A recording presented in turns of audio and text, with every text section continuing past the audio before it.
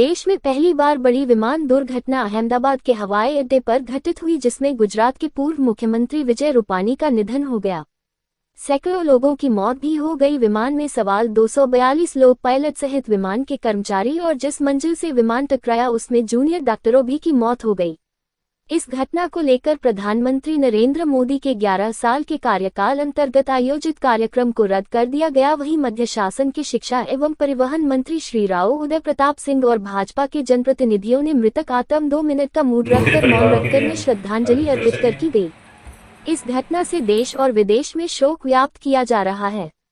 लोक निर्माण मंत्री राकेश सिंह और भारतीय जनता पार्टी जबलपुर के पदाधिकारियों ने मृतक लोगों को श्रद्धा सुमन अर्पित कर ईश्वर से परिवार को इस दुख की घड़ी में शक्ति प्रदान करने की प्रार्थना की गई। इस मौके पर लोक निर्माण मंत्री राकेश सिंह, शहर अध्यक्ष रत्नेश सोनकर सहित पदाधिकारी ने श्रद्धांजलि अर्पित कर पूर्व मुख्यमंत्री विजय रूपानी के द्वारा गुजरात में किए कार्य को याद किया। इस दुखद घड़ी में सभी विमान दुर्घटना में मृतक आत्माओं को श्रद्धांजलि देकर शोक व्यक्त किया गया।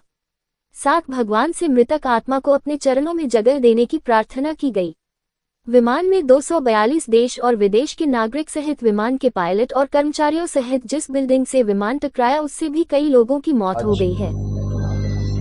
जबलपुर में पूर्व निर्धारित कार्यक्रम के अनुसार भारतीय जनता पार्टी की तरफ से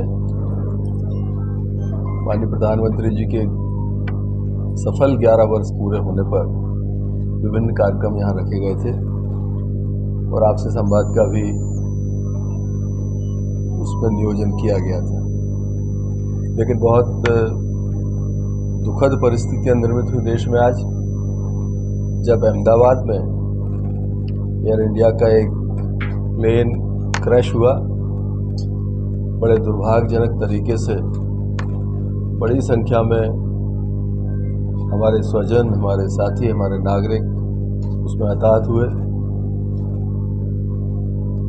और आदरणीय रूपाणी जी, जो गुजरात के पूर्व मुख्यमंत्री रहे, भाजपा के वरिष्ठ नेता थे, जिन्होंने देश में और गुजरात के हित में अनेक वर्षों तक काम किया, घटना में उनकी भी सूचना मिली तो सारे नागरिकों के प्रति एक दुख की स्थिति पूरे हमारे भारतवंशियों में और स्वजनों के बीच के मन में हुई। स्वाभाविक रूप से इतनी बड़ी घटना के बाद कार्यक्रम स्थगित होना ही था और मुझे लगता है कि आज हमारे पास इस कठिन घड़ी में उन स्वजनों के प्रति संवेदना व्यक्त करने, उनके परिजनों के प्रति सांत्वना व्यक्त करने के अलावा शायद हमारे पास शब्द नहीं। हम हृदय तल की गहराइयों से सभी दुखी परिवारों को ईश्वर उनको सामर्थ्य और शक्ति दे कि वो इस अचानक आए संकट और कष्ट की घड़ी में ईश्वर संबल प्रदान करे।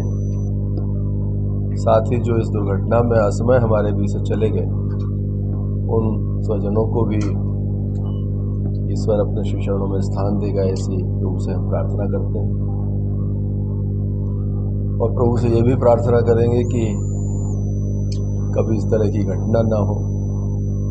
ऐसी परिस्थितियां निर्मित होने से स्वाभाविक रूप से बहुत कष्ट आम नागरिक को भी होता है और जिनके परिजन इसमें शामिल होते हैं उनको विशेष रूप से होता है।